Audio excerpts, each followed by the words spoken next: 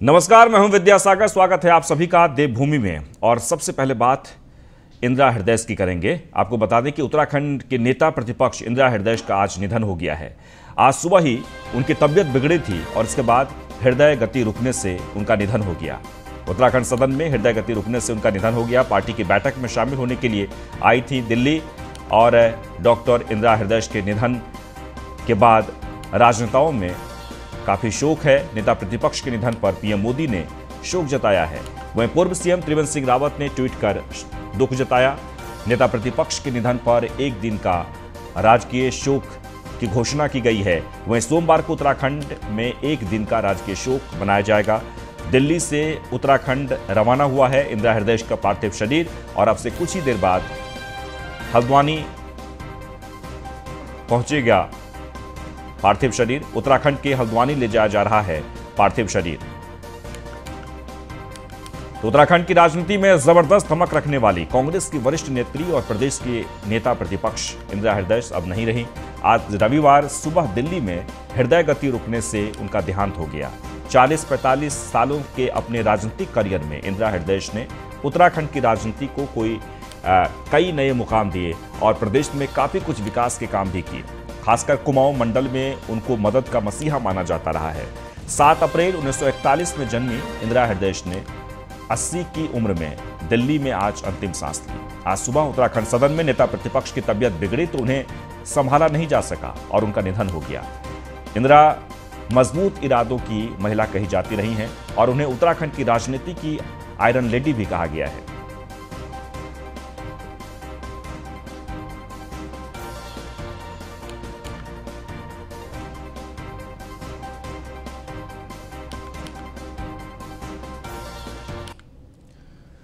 उत्तराखंड के नेता प्रतिपक्ष डॉक्टर इंदिरा हृदय के निधन के बाद उनका पार्थिव शरीर दिल्ली से उत्तराखंड के लिए रवाना हो गया है। वहीं इससे पहले दिल्ली के उत्तराखंड सदन में डॉक्टर इंदिरा हृदय के बेटे सुमित हृदय से हमारे एसोसिएट एडिटर ब्रजेश श्रीवास्तव ने खास बातचीत की। कमेंट अब इंदिरा जी हम लोग के बीच में नहीं रही हैं। आपके परिवार की अपूर्णीय क्षति है, किस तरीके से अब आगे का अंतिम संस्कार का कार्यक्रम होगा? सही समझे? देखिए, कल होगा। मेरे ख्याल से सामाजिक राजनीतिक पृष्ठभूमि से जुड़े हुए लोग और विशेषतम मैं कहूँगा हल्द्वानी, जो उनकी विधानसभा रही इतने वर्षों से, जिसके लिए उन्होंने दिन रात मेहनत करके उसे अपने जैसे एक महिला घर को सजाती है उस पूरे विधानसभा को, शहर को सजाया, तो इसलिए होगा सम्मान के साथ। और देखिए, वो हमारे बीच में नहीं रही है, लेकिन उनका जो कार्य है और जो कार्यशैली है वो सदैव जीवित रहेगी। और आयरन लेडी के तौर पे उत्तराखंड में जानी जाती थी। एक हमेशा उन्हें सुपर सीएम कहा जाता था, सरकार किसी की भी हो, लेकिन लोग उनसे उम्मीद लगाते थे, लोग उनके पास जाते थे। वो नाता लगा रहेगा, जुड़ा रहेगा? नहीं, बिल्कुल। देखिए, लगातार ये तो हमारे पे दायित्व आ गया है कि अब हम सारा परिवार, जितनी लोगों की आकांक्षा उनसे थी, उनको हम संपूर्ण करें। और साथ ही साथ देखिए, उन पे लोगों का विश्वास इसलिए था क्योंकि उन्होंने कभी झूठे वायदे नहीं करे लोगों से। जो उन्होंने जबान दी उसको पूर्णतः उन्होंने जबान जो दी थी उसको कार्य करा, और जो नहीं हो सकता था वो भी साफ बताया, लेकिन कभी घुमा फिरा के बात नहीं करी। जो दिल पे थी वो जबान पे बात थी। तो उनकी ये कार्यशैली और जो निष्ठा थी वो याद रखी जाएगी। तो शोक संवेदनाएं देने वालों का तांता लगा। राहुल जी ने भी आपसे बात किया है? जी, मैं आभार प्रकट करना चाहता हूँ राहुल गांधी जी का, जिन्होंने माता जी के कार्यों को देखते हुए मेरे से कई सारी उनकी बातें बोली, और धन्यवाद देना चाहता हूँ सोनिया जी का, जिनका संदेश मेरे पास आया। बहुत बहुत धन्यवाद देना चाहता हूँ। Thank you. तो बिल्कुल ये थे सुमित हृदय, इंदिरा हृदय के बेटे, जिन्होंने साफ तौर पर कहा कि जो एक लंबे समय तक जो शुचिता की राजनीति माने की है, अब उसे आगे बढ़ाने का दायित्व तो हम लोगों पर आया है, क्योंकि लोगों की उम्मीदें अभी भी बनी रहेंगी। तो ये एक बेहद ही भावुक करने वाला पल है। इंदिरा हृदय जी नहीं रही, सहसा इस समाचार को विश्वास नहीं होता। कल तक हम शांत थे। कांग्रेस को उत्तराखंड में कैसे मजबूत किया जाए उसके लिए विचार विमर्श कर रहे हैं, कार्य योजना बना रहे हैं। और अभी अभी खबर आई है कि क्रूर काल ने इंदिरा हृदय जी को हमसे छीन लिया। कांग्रेस की मूर्धन्य नेता इंदिरा हृदय, संघर्षरत जनता की शिक्षकों की आवाज़ इंदिरा हृदय, हल्द्वानी उत्तराखंड की जनता की एक लगनशील सेविका इंदिरा हृदय और कांग्रेस की शीर्षस्थ नेता इंदिरा हृदय। इंदिरा जी का निधन हम सबके लिए एक बहुत ही बड़ा आघात है। उत्तराखंड के विकास में उनका एक बहुत बड़ी भूमिका रही, उनका योगदान रहा। वो संसदीय परंपराओं की मर्मज्ञ थी और वित्त मंत्री के रूप में उनका सराहनीय कार्यकाल रहा। आज उनके निधन से उत्तराखंड की राजनीति में एक शून्य सा पैदा हो गया है। उन्होंने सभी दलों के साथ, कार्यकर्ताओं के साथ, नेताओं के साथ उनके बहुत मधुर संबंध रहे। मेरा व्यक्तिगत रूप से एक भाई और दीदी का रिश्ता हमेशा बना रहा। व्यक्तिगत संबंध थे उस परिवार से मेरे। एक बहुत बड़ी व्यक्तिगत रूप से भी क्षति मानता हूं मैं इस अवसर पर उनको विनम्र श्रद्धांजलि अर्पित करना चाहता हूं और उनके परिवार को यह दुख सहन करने की ईश्वर शक्ति दे। इंदिरा हृदय जी के साथ आपने लंबे समय तक पॉलिटिकल अगर देखा जाए तो आपकी साझेदार रहीं, साथ में रहीं। आज इस दुनिया से उनका जाना कितनी बड़ी क्षति? बहुत बड़ी क्षति है। उनका व्यक्तित्व जैसा आपने कहा भी है कि बहुत मजबूत लेडी थी। उत्तराखंड की पहली विधानसभा में उनके साथ काम करने का मुझे भी मौका मिला। और सबसे बड़ी जो बात है आज के दौर में, इंदिरा जी सामाजिक और राजनीतिक जीवन में उस समय आई जब महिलाओं के प्रवेश के बारे में बहुत कम लोग समझते थे। और उस दौर में उत्तर प्रदेश शिक्षक संघ के नेता के रूप में, एमएलसी के रूप में, और उसके बाद उत्तराखंड राज्य में जो उन्होंने अपना स्थान बनाया, वो किसी के रहम करम पर नहीं, स्वयं अपनी लड़ाई लड़ते हुए आगे बढ़ी। वो हमारे उत्तराखंड के लिए आदर्श भी हैं और विशेषकर इस देश की महिला पीढ़ी के लिए कि आपको अपने लिए अगर पब्लिक स्पेस में स्थान बनाना है तो संघर्ष करना पड़े। तो इंदिरा हृदय के निधन के बाद से पूरा उत्तराखंड शोक की लहर में डूबा हुआ है। चलिए आगे बढ़ते हैं। देहरादून से खबर है, जहां पर उत्तराखंड में बच्चों के निःशुल्क टीकाकरण की शुरुआत हुई है। सीएम तीरथ ने पीबीसी न्यूमोकोकल वैक्सीनेशन का शुभारंभ किया है। निमोनिया और दिमागी इन्फेक्शन से बचाव के लिए यह टीकाकरण होगा। बच्चों को न्यूमोकोकल वैक्सीन की लगेगी 3 डोज। सीएम ने गांधी शताब्दी अस्पताल में टीके का शुभारंभ किया। मेयर सुनील उनियाल गामा और विधायक खजान दास भी मौजूद रहे।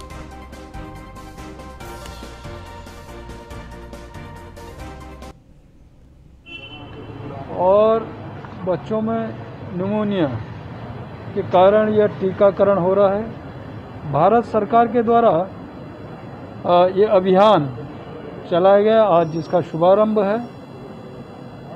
और ये पूरे देश के अंदर, हमारे प्रदेश के अंदर भी आज से शुरू। और इस पीबीसी वैक्सीन लगने के कारण बच्चों में जो निमोनिया का एक डर, एक भय था और जो बीमारी थी, तो शायद उसका समाप्त। और उसके लिए भारत सरकार ने पूरी तरह ये बिना शुल्क के, और प्राइवेट में भी निश्चित एक सीमा तय की है वैक्सीन पीबीसी। इस बीच सीएम तीरथ सिंह रावत की अस्पतालों को कड़ी चेतावनी मिली है। आपको बता दें कि कोविड मरीजों से अधिक वसूली पर सख्त कार्रवाई होगी। आयुष्मान कार्ड पर फ्री इलाज न देने वाले अस्पतालों पर भी कार्रवाई होगी। तो सीएम तीरथ सिंह रावत ने अस्पतालों को कड़ी चेतावनी दी है। कोविड मरीजों से अधिक वसूली पर सख्त कार्रवाई होगी।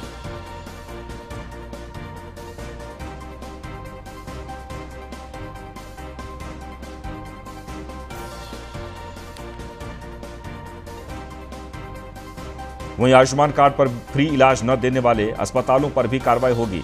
कोविड मरीजों से अधिक वसूली पर सख्त कार्रवाई की जाएगी। सीएम तीरथ सिंह रावत के अस्पतालों को उन्होंने कड़ी चेतावनी दी है। और खासकर कोविड मरीजों से अधिक पैसे अगर वसूले गए तो उन अस्पतालों के खिलाफ कार्रवाई होगी।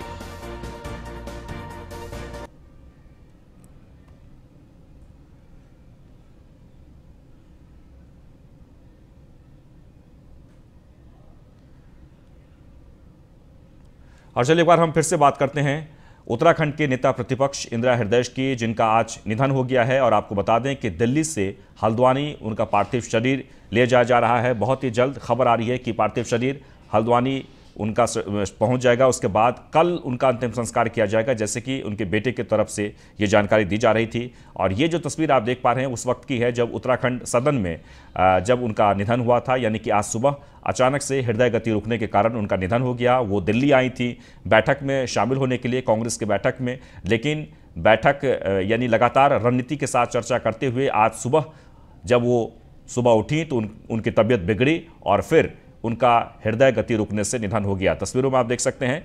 और उसके बाद से एक के बाद एक जो श्रद्धांजलियों का तांता, सभी लोग दुखी हैं। और उत्तराखंड के खासकर जितने भी बड़े नेता हैं उन्होंने श्रद्धांजलि दी है ट्विटर के जरिए या फिर मीडिया के जरिए। और कल उनका अंतिम संस्कार किया जाएगा। आज दिल्ली से उनका पार्थिव शरीर उत्तराखंड ले जाया जा रहा है, यानी कि हल्द्वानी ले जाया जा रहा है, जहां पर उनका अंतिम संस्कार किया जाएगा। आपको बता दें कि वो हल्द्वानी से विधायक भी हैं और अब चूंकि वो इस दुनिया में नहीं है तो हर कोई उनके लिए काफ़ी मर्माहत है। खासकर कांग्रेस के लिए एक बहुत बड़ी क्षति है। और सिर्फ कांग्रेस ही नहीं बल्कि सत्ता पक्ष यानी कि बीजेपी की अगर बात कर ली जाए उत्तराखंड में, तो मुख्यमंत्री से लेकर जो बड़े नेता हैं सभी ने उनको बहुत ही हृदय की गहराइयों से श्रद्धांजलि अर्पित की है। प्रधानमंत्री ने भी दुख जताया है और सोमवार को राजकीय शोक की घोषणा की गई है उत्तराखंड में। लेकिन इस बीच आपको बता दें कि हल्द्वानी अब से कुछ ही देर बाद इंदिरा हृदयेश का पार्थिव शरीर वहां पर पहुंचेगा।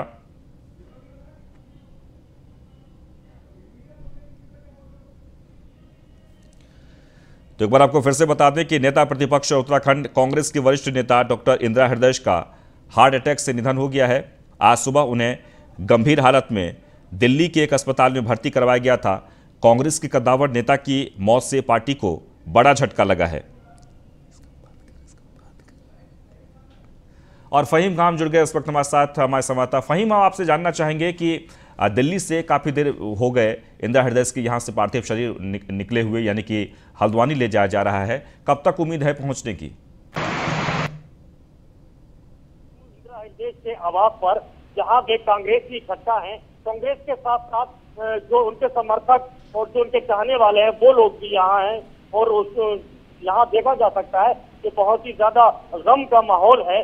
गम का माहौल इसलिए भी है क्योंकि उन्होंने बहुत ही ज्यादा गम का माहौल है। गम का माहौल इसलिए भी है क्योंकि उन्होंने एक अपना बेहतरीन नेता जो उनकी आवाज बनता था वो खो दिया है। आज पूरा उत्तराखंड शोक में डूब गया है क्योंकि इंदिरा हृदयेश एक ऐसी नेता थी जिन्होंने महिला शक्ति को शक्ति दी, महिलाओं की आवाज उठाई और कांग्रेस के लिए एक बेहतरीन लीडर साबित हुई। उनका 3:30 बजे जो शरीर है वो दिल्ली से चला है और उत्तराखंड यानी कि हल्द्वानी जहां इस वक्त मैं मौजूद हूं उनके आवास पे यहां तक उनके शरीर को आने में लगभग 8 या 8:30 बज जाने हैं।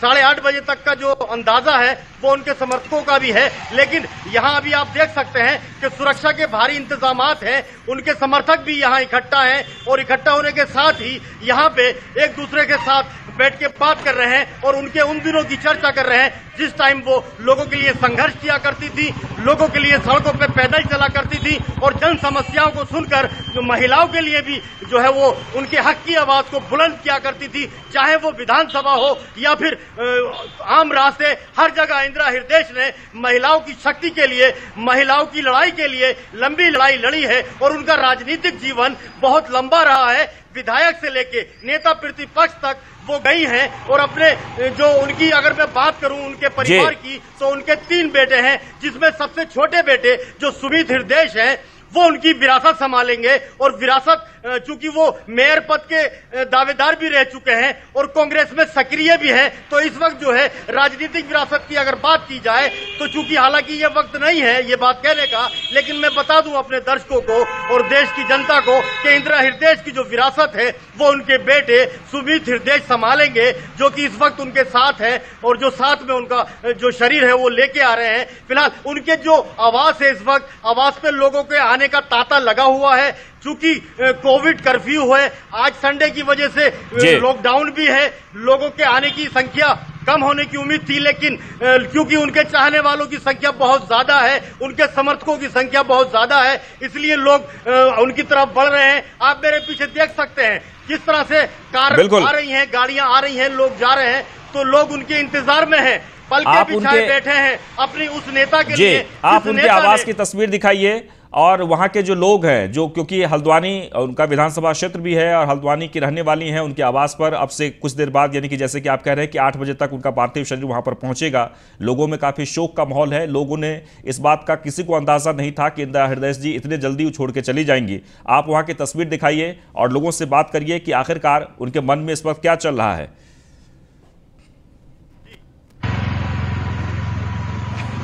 जी देखिए, मैं कुछ लोग मेरे साथ मौजूद हैं यहाँ, बहुत जो उनके चाहने वाले हैं, जो लोग यहाँ आए हैं, मैं उनसे बात करूंगा। फ्रेम में लेता हूँ उनको। आप मेरी जगह आ जाइए। देखिए पीछे पूरी तरह से आप देख सकते हैं, ये इंदिरा हृदय का आवास है।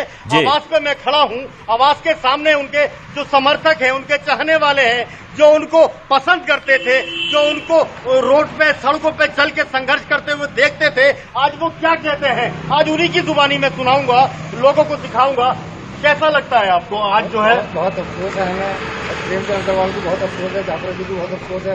इंदिरा हृदय बहुत अच्छा काम कर दिया कि नैनीताल के लिए इतना सुंदर काम किया जो पूरे उत्तराखंड में नहीं, जैसे हल्द्वानी में उन्होंने काम किया, तारीफ करने लायक काम किया। हम बीजेपी के हैं, मगर तारीफ उनके शोक में डूबे हुए हैं। हम लोग बहुत शौक है कि ऐसी इंदिरा हृदय जैसे हमारी शुरुआत करवाती है तो बोलने वाली हो।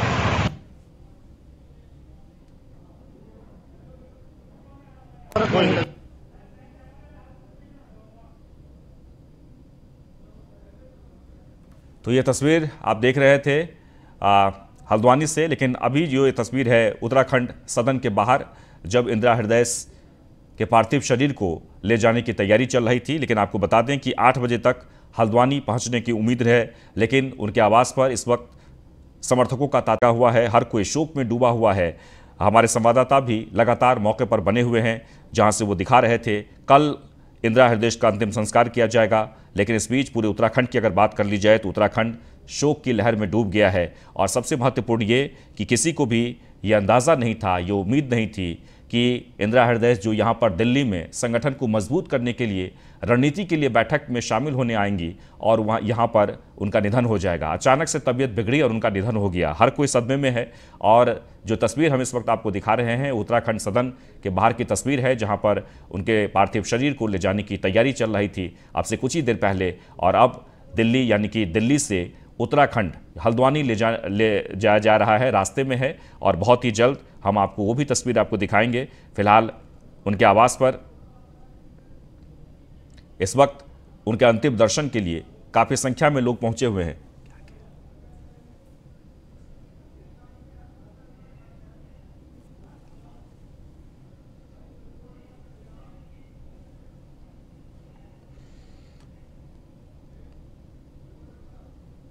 तो उत्तराखंड सदन में हृदय गति रुकने से इंदिरा हृदय का निधन हो गया और इसके बाद से पूरे उत्तराखंड की अगर बात कर ली जाए तो शोक की लहर में डूबा हुआ है। और सबसे महत्वपूर्ण ये कि 8 बजे तक उनका जो पार्थिव शरीर है वो पहुंचेगा। और हमारे संवाददाता लगातार बने हुए हैं। जी आप बताइए, आप उनके आवास पर इस वक्त खड़े हैं, क्या कुछ वहां पर देख पा रहे हैं?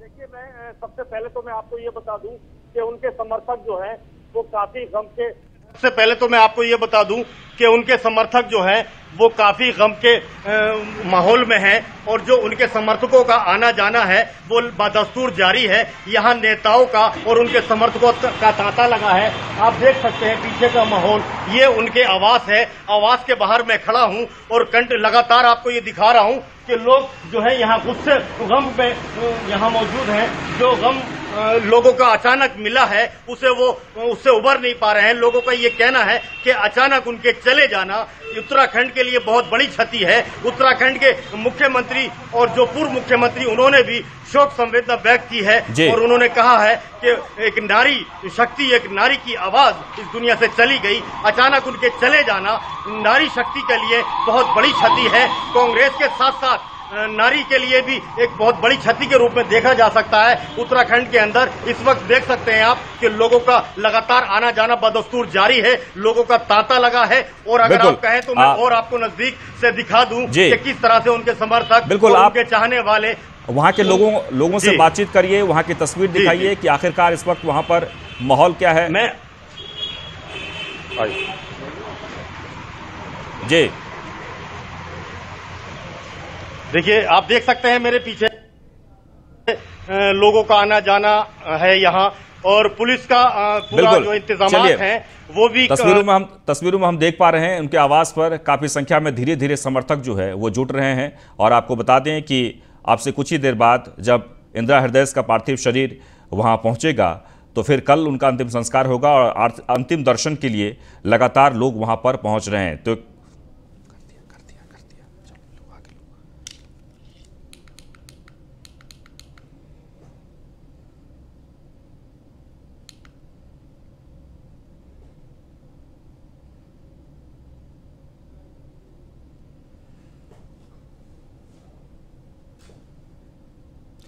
चलिए आगे बढ़ते हैं। जैसे जैसे विधानसभा चुनाव नजदीक आ रहे हैं वैसे वैसे विधानसभा अध्यक्ष प्रेमचंद अग्रवाल की मुश्किलें भी बढ़ती जा रही है। कांग्रेस ने विधानसभा अध्यक्ष के खिलाफ मोर्चा खोल दिया है। नेपाली फॉर्म के पास टोल प्लाजा के मामले में विधानसभा अध्यक्ष को घेरने का मुद्दा अभी शांत भी नहीं हुआ था कि अब कांग्रेस ने विधानसभा अध्यक्ष को कोविड-19 के नियमों का उल्लंघन करने के आरोप में घेरना शुरू कर दिया है। कांग्रेस ने विधानसभा अध्यक्ष के खिलाफ तहरीर देकर गैर इरादतन हत्या के आरोप में मुकदमा पंजीकृत करने की मांग की है। तहरीर में कहा गया है कि विधानसभा अध्यक्ष ने कोविड-19 के नियमों का उल्लंघन करते हुए रायवाला के एक रिसोर्ट में सैकड़ों लोगों की भीड़ इकट्ठी कर ली, जिसके बाद से ही क्षेत्र में कोरोना संक्रमण का कहर बढ़ने लगा और जिसके जिम्मेदार विधानसभा अध्यक्ष हैं। वहीं विधानसभा अध्यक्ष ने कांग्रेस के इस कदम को लाश पर राजनीति करना बताया है।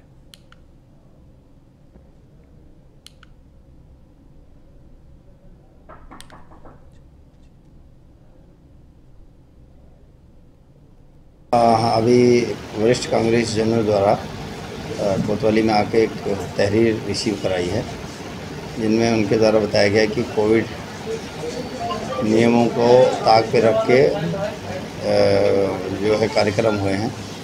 इस संबंध में उनकी रिसीविंग इनको दे दी गई है और इस संबंध में जांच की जाएगी। जो भी चीज़ निकल गई उस हिसाब से फिर आगे कार्रवाई की जाएगी। इस बार पूरे उत्तराखंड में ऋषिकेश सबसे अग्रिम विधानसभा रही जिसमें कोरोना के लोगों को चाहे कोरोना से पीड़ित रहे चाहे कोरोना से मृत हुए हैं, तो उसमें उसको देखते हुए क्योंकि माननीय विधानसभा अध्यक्ष जी हमारे क्षेत्र के विधायक लगातार कोविड नियमों का उल्लंघन करते हुए पाए गए हैं। 6 अप्रैल को 4 साल बेमिसाल कार्यक्रम के तहत हजारों लोगों को एक रिसोर्ट में इकट्ठा किया गया, जबकि साफ गाइडलाइन थी कि 50 से ज़्यादा लोग इकट्ठे नहीं हो सकते हैं। एक और नरेंद्र मोदी जी कोविड की गाइडलाइन के पालन करने की बात करते हैं, दूसरी ओर उन्हीं के विधानसभा के अध्यक्ष लगातार कोविड नियमों का उल्लंघन। देहरादून में डेंगू से बचाव को लेकर नगर निगम ने अब युद्ध स्तर पर तैयारी भी शुरू कर दी है और इस कड़ी में पहली बार शहर में फॉगिंग के लिए ड्रोन का इस्तेमाल किया जा रहा है।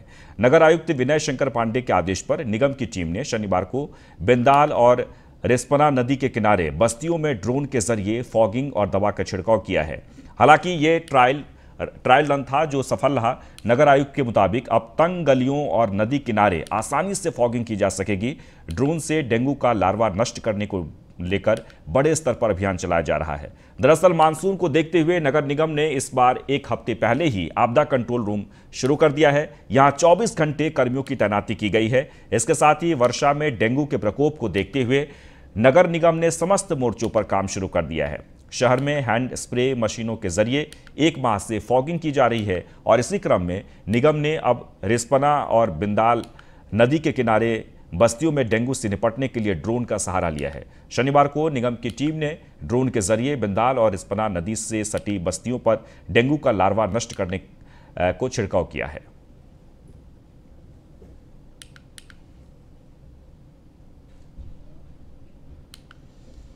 न्यूज़ 1 इंडिया का मकसद है समाज में हो रही बुराइयों को जड़ से खत्म करना और दबी आवाज़ों को हुक्मरानों तक पहुंचाना। जी हां, आज हम बात कर रहे हैं देवभूमि उत्तराखंड के रुड़की शहर की, जिसे शिक्षा नगरी के नाम से भी जाना जाता है।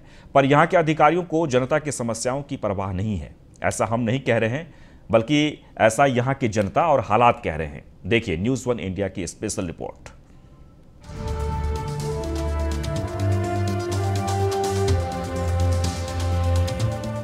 रुड़की के नीलम टॉकीज के पास कोरोना कर्फ्यू का फायदा उठाकर अवैध तरीके से खुलेआम एक भवन का निर्माण किया जा रहा है। हरिद्वार रोड के विकास प्राधिकरण के अधिकारियों की चेतावनी के बाद भी तेजी के साथ ये निर्माण कार्य जारी है। अब समाजवादी पार्टी के युवा नेता ने इस अवैध निर्माण पर सवाल उठाते हुए अवैध निर्माण को तोड़ देने की चेतावनी दी है। बता दें कि रुड़की की सिविल लाइन कोतवाली क्षेत्र में नीलम टॉकीज के पास कोरोना कर्फ्यू का लाभ उठाकर अवैध तरीके से एक भवन का निर्माण किया जा रहा है। हरिद्वार रुड़की विकास प्राधिकरण की टीम ने कई बार इस निर्माण कार्य को रुकवा दिया है, लेकिन भवन स्वामी फिर से निर्माण कार्य शुरू कर देता है। कुछ दिन पहले ही हरिद्वार रुड़की विकास प्राधिकरण की टीम ने निर्माण को रुकवाते हुए चेतावनी दी थी कि अगर फिर से निर्माण शुरू किया गया तो मुकदमा दर्ज कराने के साथ भवन को ध्वस्त भी करा दिया जाएगा।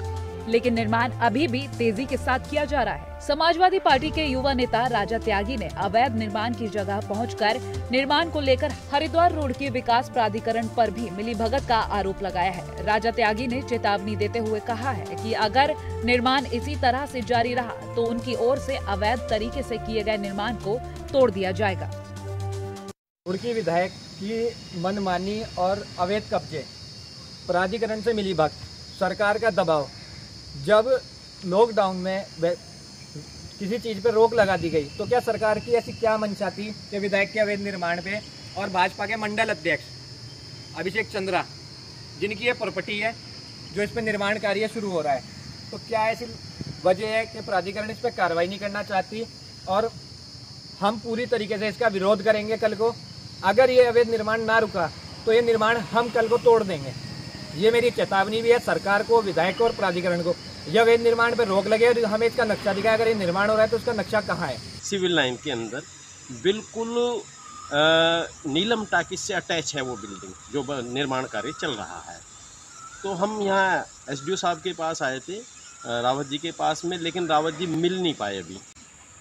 कल हमें पता लगा कि कल भी वहाँ निर्माण कार्य रोका गया था, लेकिन आज फिर निर्माण कार्य चलता हुआ देख करके हमें बड़ा अचंभा हुआ कि प्रशासनिक अधिकारियों की भी मतलब जो है को भी आदेश को भी ताक पर रखा जा रहा है। आखिर कौन है और किसके इशारे पर ये काम चल रहा है वहाँ पर?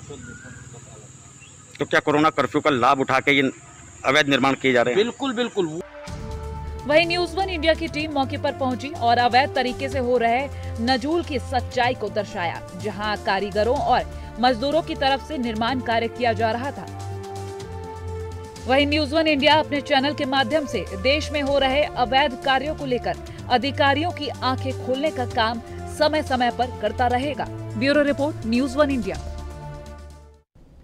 और इसके साथ ही इस बुलेटिन में बस इतना ही, लेकिन आप बने रहें न्यूज़ 1 इंडिया के साथ। नमस्कार।